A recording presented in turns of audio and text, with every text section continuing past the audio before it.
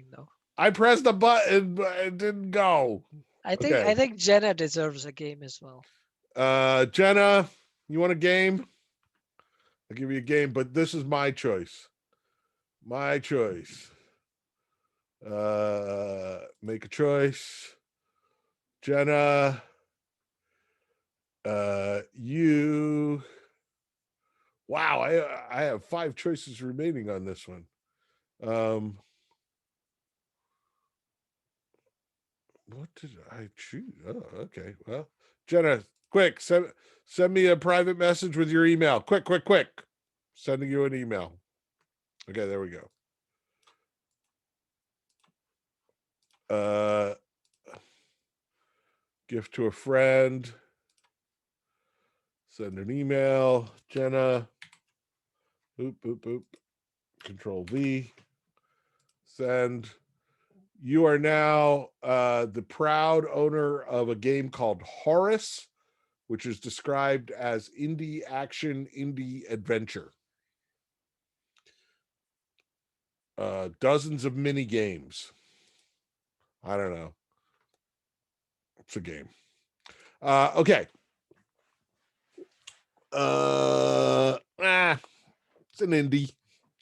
Okay, so tomorrow at midnight, reading quiz. Next reading quiz is due. And once again, by Monday, um, uh, please have played D&D.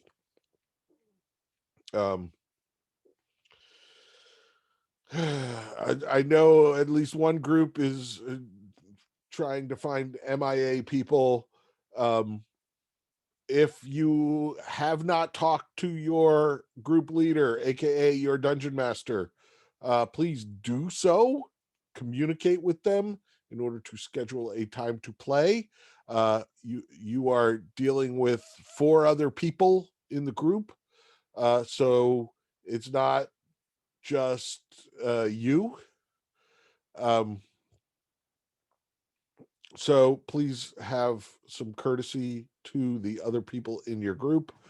Once again, it's not a difficult assignment, but it is somewhat time consuming.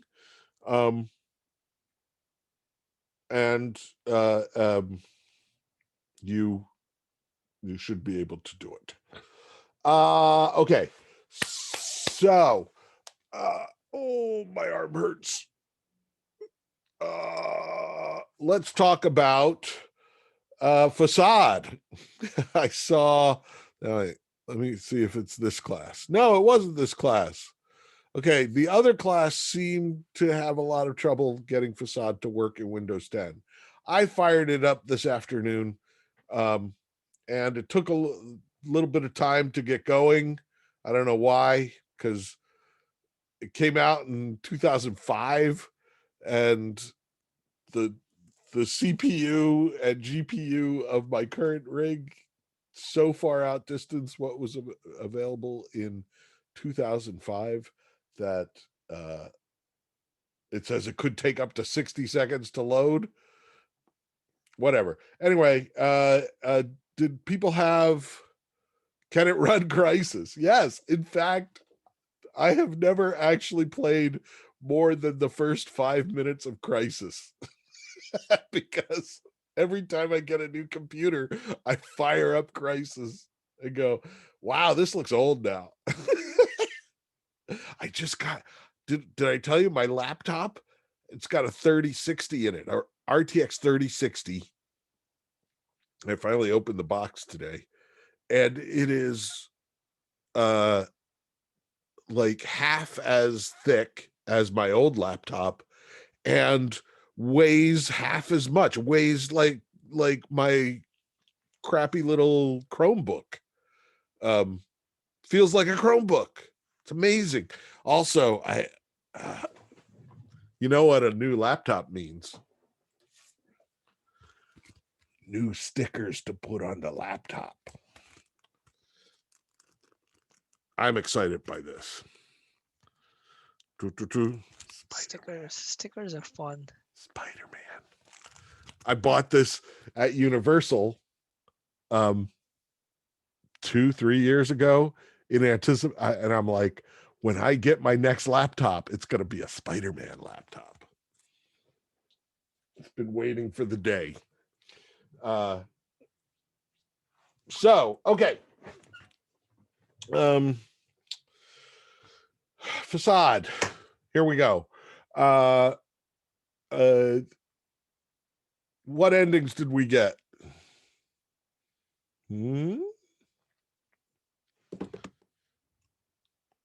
You talked about watermelon. You talked about melon, didn't you? And you got thrown out. Yes. So that's the widely known, if you swear or if you say melon, you get thrown out. Because the game was developed by a couple of grad students at Carnegie Mellon in 2005. They are both now respected academics. If you want to go to grad school at USC Santa Barbara, I believe, you can study under Michael Mateus. You got the ending where I was escorted out, and they still argue an ending where Trip left and an ending where Grace left. Okay. There's also an ending where you get them back together. I believe there's also an ending. Did anybody get them together? Where they made up? They agreed to give it one more shot? No one? Any idea how you did that, Ro? Because last year, I just lost the cap off my Gatorade. You just keep saying yes. Okay. Last year, somebody told me that. You just keep saying yes. So this year, I just kept saying yes, and I got the ending where Grace confessed to sleeping with an art student the night before Trip proposed to her, and then she left. And I said yes. Never. Okay, I said hi Trip, hi Grace when I came in, and then from there on out, I said yes. Didn't work for me. So there's something else going on here. So you got that one. Did anybody form a romantic relationship with either Trip or Grace?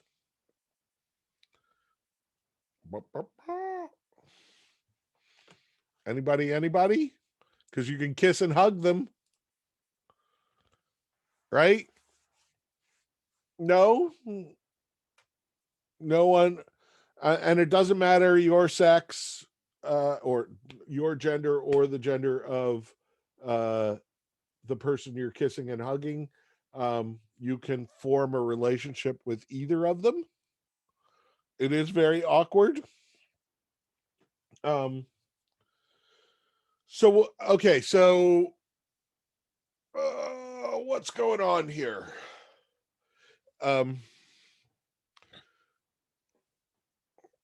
So first off, this is 15 years old. It was a grad student project. And yet it stuck around. In fact, I saw all sorts of jokes during various on Twitter of lockdown jokes where it's like lockdown is starting to feel like, and then a picture of Grace and Trip. Ha ha ha. But I guess that's an esoteric game studies joke on Twitter. Not a lot of people are going to get it, but those who do will be like, I got that. I understood that joke. There's also on Wednesday, yesterday, I was trying. There's an old indie game, um, uh, where you're you're doing like you're driving a car that is made out of gummy, um, and it's kind of like a platformer, so that you're trying to kind of hop from one platform to another, um, and I couldn't remember the name of it, so I I started going, oh, it was an indie game from like 15 years ago. Uh, so let's do, best indie games of the last 20 years. And I found a book called uh, 200 Indie Games You Should Play. And so I'm looking through that at all 200. And Facade was one of the 200 indie games you should play. Um, so why is Facade interesting or important? Well, here's the other thing. Does Facade work? Is it does it do what it's supposed to do? Not really. Thanks, Ro. Um, uh, there's a lot of like stopping in the middle, like Grace will say something and you'll type something, or she'll start to say something and then she'll act like you interrupted her from something you said like 30 seconds before. um there's there's a bunch of um you say yes to something that Trip said, and Grace acts like you said yes to something she said, right? Um, or no, or and you can say yes, Trip, or yes, Grace, to kind of help that along, but it still gets confused as to who you're talking to or what. Um, I am convinced, and I recall reading this somewhere, but I'm not sure if it's true or not, that it's not just what you say, because we have a parser, and parsers work through keywords. Like, obviously, if I say I should have taken a left at Albuquerque, it might understand left. It's certainly not going to um, understand Albuquerque. It might understand I and left, in which case it will parse the sentence as I left, um, which means something totally different than I should have taken a left at Albuquerque, right? Um, or it'll say there's too many unknown words in this sentence to parse, and I'm just going to give the question mark, I don't know, response. Um, but so what I think, um, because I seem to recall having read that it's not just what you type, but it is where you are positioned in the room. So if you are closer to Grace, and you say yes, you will have said yes to whatever the last thing Grace said was. If you are closer to Trip, you will you will be interpreted as responding to Trip.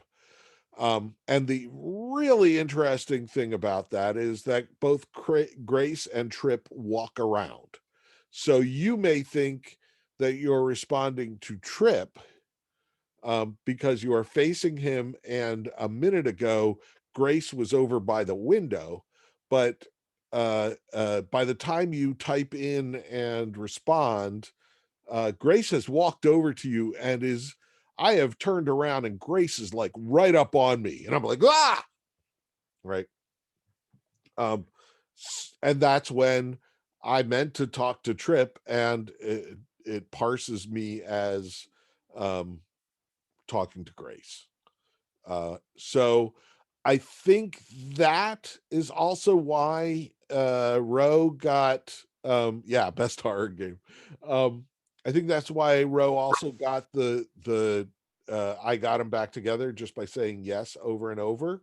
Whereas I got the Grace cheated and has to leave, because I think I said yes to Grace more than Trip, and I think you have to say it more or less equally. I'm not sure. I'm honestly not sure how Facade works, and I've been playing it for 15 years. I think I first played it in 2006. Um, okay, so uh, uh, the other thing, so this is a game created by AI researchers, right? And uh, their goal is procedurally generating a story, right? But you can't procedurally generate a story, can you? Or can you? Um, Obviously, the lines of dialogue in this are pre-recorded, so there's it's not like the computer is making up what they say. Um, those lines are pre-recorded. And you can get a transcript. Did you notice you can get a transcript of your play session at the end, to keep forever and possibly to analyze the annals of Perigus? What is that, Varun? What is the annals of Perigus? The Annals of the Perigus is Emily Short's interactive fiction book that is mostly procedurally generated. Okay. It's procedurally generated uh, guidebook is what the term is, which identifies and introduces like a fictional world that is And does it procedurally. make sense? It does and it does not. So the definition of sense is always, Uh-huh. but it's like it's hilarious in this in its absurdity is the most accurate Well, way to okay, put it.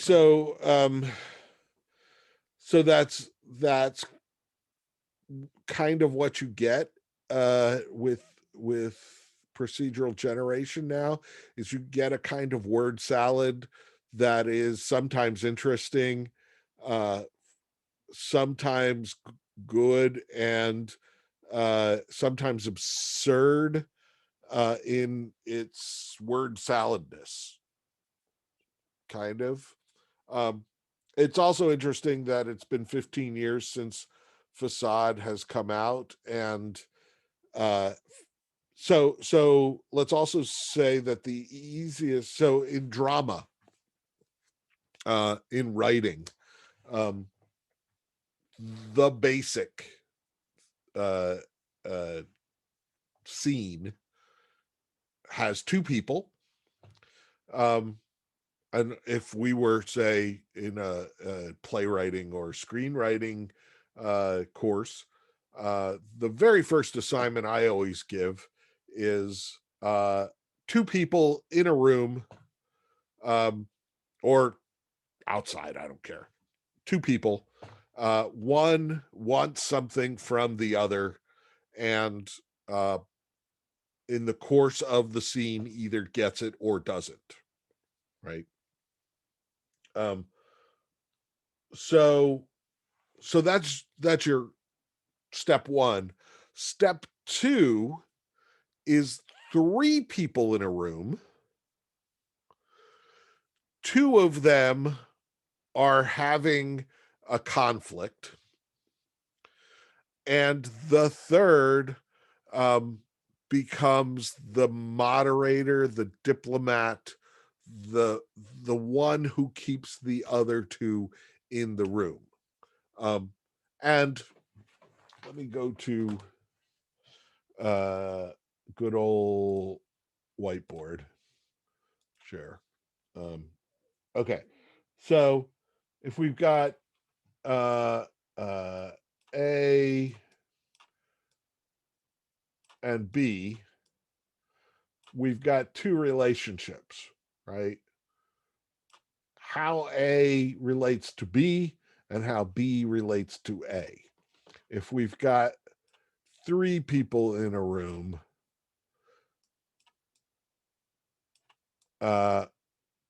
suddenly we've got not just two, not just four, but six different ways of relating, right? Um, so and if we put four people, right? The more people you put in a room, the more relationships you have. So facade is this, right? And you are essentially C in this equation. And it's interesting because the good ending, right? What is the good ending? Um, but generally people think of I will get the good ending when I keep them together, right? And there's no reason to think that. Um, what is the good ending for Trip and Grace? Maybe the best ending for Trip and Grace is breaking up. Maybe the best ending for Grace is running away with you, or for Trip is running away with you. Um, there's no reason you can't. So let's also clear that. And let's, or maybe the best ending is getting kicked out. Maybe the best ending is never knocking at all, right? Um, yes, Save the Date has that conundrum too, and that's why uh, you I don't do that until grad school. Okay, so we have this is our story, right? We have Act One. In fact, I'm gonna change my color. Can I change my color on this? No, I can't. Why can't I change color? Huh? Select. Oh, format here. Okay, now I can change color. Okay, and Act Two is here. Actually, let's undo, and let's get straight lines. So Act One is here. Let me do that. Yeah, that's better. No, I've gone too far. There, that's good. Act Two is here, right? So, and act end of story is here. Good enough. Yeah. There. Okay. So we have this story, and whatever it is. What if we sliced it? What if we created some unit of drama? And essentially, A wants something from B and gets it or doesn't, or A and B are having a conflict and C is trying to keep them together and resolve the conflict in some way or another. Um, and what usually happens, let's just go with A wants something from B. A tries to get the thing, right? And we call that a tactic, where, and it could be just as simple as A is nice to B, right? Mentions nothing about the actual thing they want. They're just laying groundwork, right? So, and we would say that's an early tactic. So let's say that much time is that early tactic. And then A asks B, why is that? Oh, probably because A asks B about the thing. And that's another bit of the story. A compliments their usage of the thing, B's usage of the thing. Um, a uh, A finally broaches the subject that perhaps they might use it uh, just as well. Um, A suggests that if the thing were in their possession, um, then it would be much easier for A to use it. And finally, at the end of Act One, A asks for uh, for the thing, and what we can do is, no, well, let's undo that. Let's go back to this draw. Boom. Um, doop, a doop. I gotta get that down. A doop, a dupe, right? Um, oh, I somehow missed the end of the act. I don't know. Did I? I think I got rid of one of them. And there, right? So what we can do is we can say we can give each tactic, each beat, a number, right? Um, and we can say that, let's go to a freehand. This one is 1, this one is 2, this one is 3, this one is 4, this one is 5, this one is 6, right? So our act 1 becomes 1, 2, 3, 4, 5, 6. Then we can do another story, right? With another A and B and another thing and different tactics. And we can divide that one up. And eventually we can do a bunch of stories that way, right? And we can throw all our act 1s into the act 1 bucket. And we can mix them around, and each bit has some numerical value. We know that 6s are more likely to be at the end of Act 1, whereas 1s are more likely to be at the beginning of Act 1, right? And then, because we have computers, we can say, construct us a story, and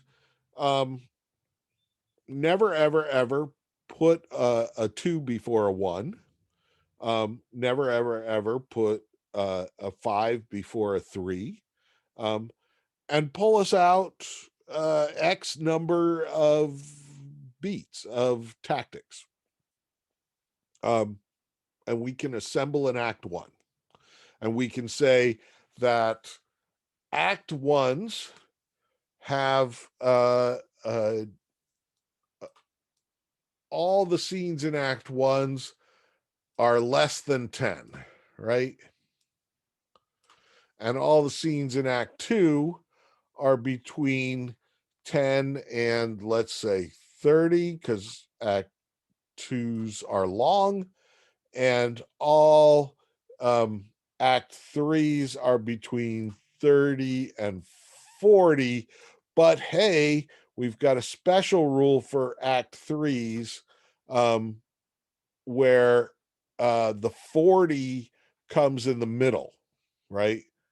So we want the highest values in the middle, and then we can taper down. So maybe we have to write some rule that the highest value excitement comes somewhere, I don't know, 2/3 of the way through, so that we can then have a denouement. Or maybe we should divide up um, our story into pre-climax and post-climax, and have a bunch of values for denouements. And instead of saying that it builds up, we say denouements always go down.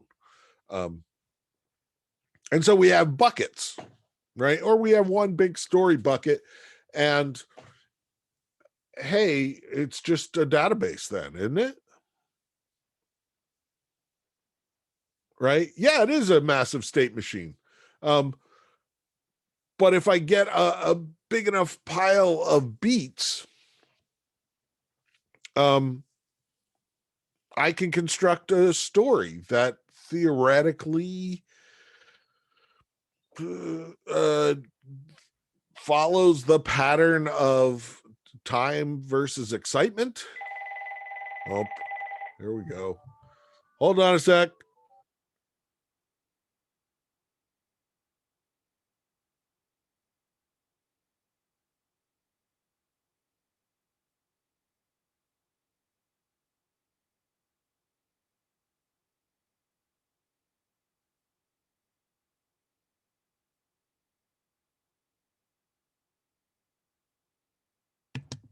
Somebody wants me to extend my owner's warranty for my car. My car is almost as old as Facade. Anyway, scammers. So this way we build a story and we throw it all together, and a computer assembles a story, right? Um, does it work?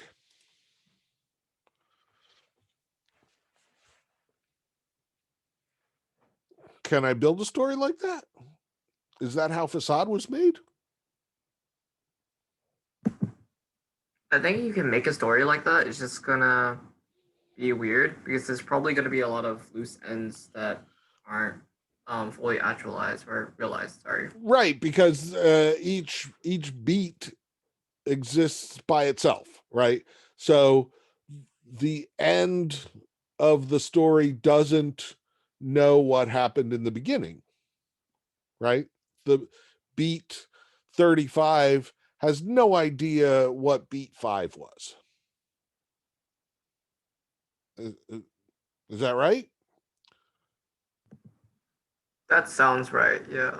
Yeah. Like you could technically just say like, oh, if I guess event 5 happened, then this event is most likely going to occur, and then we can construe our own understanding of how these two events came to be together. But it doesn't mean they need to be. Right. Well, okay. So we could also add we can start adding characters and event, like actors, and say if the locket is introduced in beat 3, then in beat 35 it has to be a locket related beat, right? So now there may be 10 locket related beats, but uh, uh, we have a resolution for beat 5. Um, and honestly, the AI researchers have been playing with this for years and years and years. Um,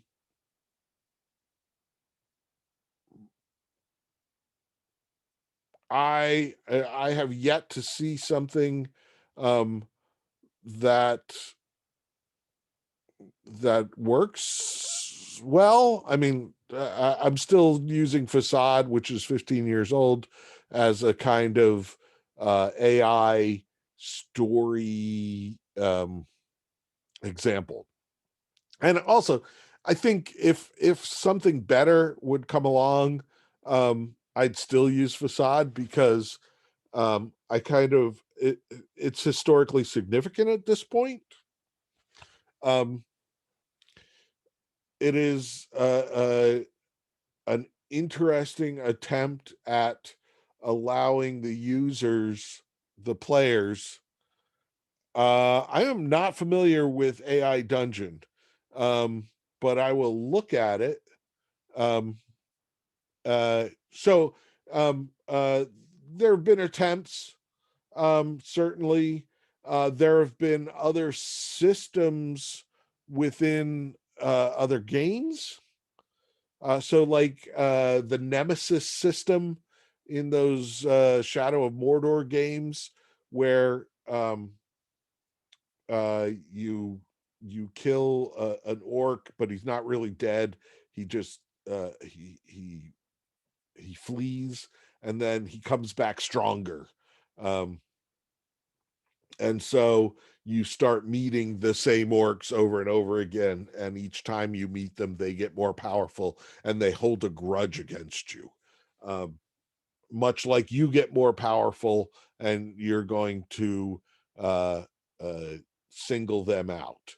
Um, so you get this kind of emergent story. And so we talk about emergent storytelling all the time. We talk about, uh, uh, the cool thing that happened in my Civilization game, right? Um, and the thing that we don't talk about is the 100 other times where nothing interesting happened. Um, but we just kept going until something interesting happened. Uh, and building those patterns is something that the human mind is really good at. Um, it's called constellating, uh, which is it comes from looking up at the sky and seeing stars and saying, "Hey, if you connect the dots there, that looks like a bear." And then other people go, "Really? Does it?" Okay, maybe, yeah. And see, if you connect that, that's Orion's belt, and that's where his sword is hanging down. And see, that's a dude. And I'm calling him Orion. And we find patterns in randomness, and that helps. I mean, that's an evolutionary uh, advantage for us to find those patterns. But sometimes you find patterns where there are no patterns, and that's called conspiracy theories. Uh, so, um, so okay, so um, Facade. Those, was it okay? Did you have fun? Was it enjoyable? They are not great people, Trip and Grace. Um, I think the fun of Facade is in the ways it breaks, the jankiness of it. Uh, there's there are lots of times when I play a game. I think the Fallout games have this too. I'm wearing my Fallout hoodie. Um, where Aiden, pleasantly surprised to see Facade on the list of games because I've seen videos of it on the internet for years. Yes, you should play Facade if you can. The longer it's there, uh, uh, and I have spoken to Michael, and I'm like, yeah, I use Facade for my class, and like in the Vista years, Windows Vista, it did not like Windows Vista, And I'm like, it won't work in Windows Vista. And he's like, man, I made that in grad school 10 years ago. What do you want from me? I got other projects. I'm doing, calm down. Um, it low key sucks, but it was kind of fun. It is broken in many ways. Probably impressive for its time. It tries to do kind of interesting things. It succeeds despite itself. So it's kind of fun to like say things to Trip or Grace and see their reactions. Did anybody try kissing and hugging someone over and over again? Because that's one of the few things you can physically do. Hmm? Oh, come on. Somebody got all kissy smoochy. No one tried to kiss anybody? Try it. It's fun. You'll probably get thrown out, but it's more fun to get thrown out that way than to just say melon. I like everybody loves the little Easter egg of melon, but you do it once and okay. Um, uh, did anybody follow Grace into the kitchen or follow Trip and Grace into the kitchen? Yes. And what happened? They ignored you. Because the kitchen is off stage. In many ways, I mean, Facade opens with a curtain. It is a stage show. And the stage itself is that living room. It's a very small apartment they live in, which is interesting because of the money problems between the Trip wants to be rich and Grace thinks that's all pretentious, but it's because Grace grew up rich and Trip grew up poor. As a piece of drama, it's interesting enough. Everybody has a secret. You have to reveal everybody's secret. Once everybody's secret comes out, then healing can begin.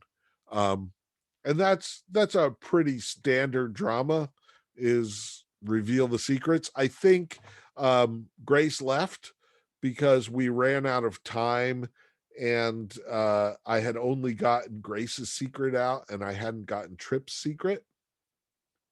The other thing is, you may have noticed that there are times when one or the other says, Bob, answer me this, yes or no. Should people try and grow and change? And those are decision points, right? They're very much going back to whiteboard, share screen, whiteboard. Come on, whiteboard, share. They're very much that, right? Where here is where I start. Here is my decision point. I choose yes or no, and I go down a new path. And if any, is Trumbus still a thing? Yes, that's still Yes. a thing. So Trumbus is that. Trumbus is a decision point. I expect Trumbus will last longer than Trumbus's origins. Yeah, Trumbus is an emote now. Back when we were physical, Trumbus would show up on whiteboards all over campus because people would leave him like Kilroy, or I don't know if Trumbus is a him. Trumbus has a cool fedora sometimes. Trumbus is still on whiteboards on campus, just so you know. Okay. I haven't been to campus since last March, so like a year ago March. So and Alistair is like, what the hell is Trumbus? Trumbus is a religion at this point.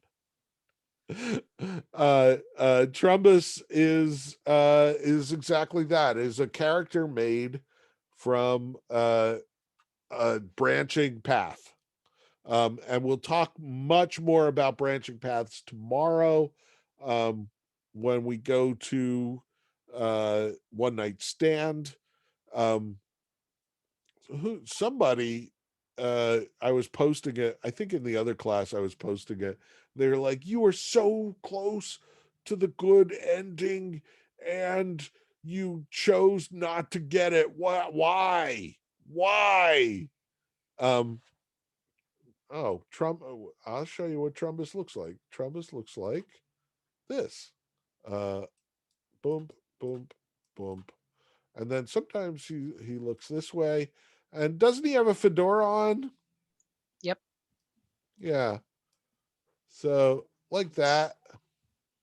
I think like that. How am I Yeah. doing? No, it's somewhat like that. It's basically a stick figure representation of the branching paths, right? So Yeah, that's Trumbus. Um, so